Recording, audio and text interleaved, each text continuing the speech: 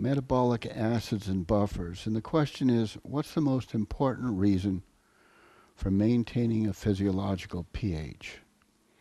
And the answer that you won't get out of the book, unless, I mean, it's in the whole chapter, but it's not specifically stated anywhere, but it has to do with the structures of proteins.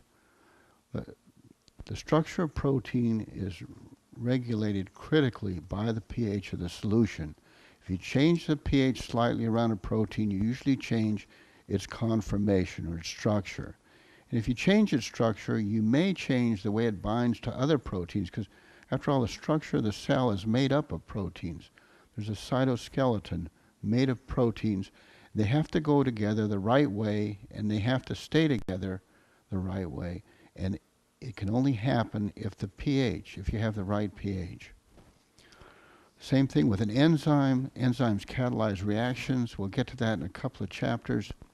You have to have the right structure or the right conformation for the enzyme to catalyze the reaction properly.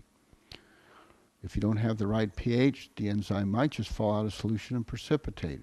Certainly, probably will not catalyze the solution properly if it doesn't do this. So the most important reason for maintaining the physiological pH is the structure of the proteins. Now, during a day, as we saw, during a day we're constantly making acids. We're constantly making sulfuric acid and certainly CO2. The TCA cycle in your body makes CO2 on a regular basis around the clock. You've got phosphoric acids being made. You've got ketone bodies. At times you make these ketone bodies that we see here, the beta-hydroxybutyrate and the acetoacetate. So you're constantly making acids, and the body has to be buffered. If you look at a typical bloodstream, the normal value for adult blood is 7.4. Now, they give you a value in the book, 7.36 to 7.44, and that's true. It has to do with the measurement and the individual. It might fluctuate like that. We don't really worry about the last value. We just say 7.4.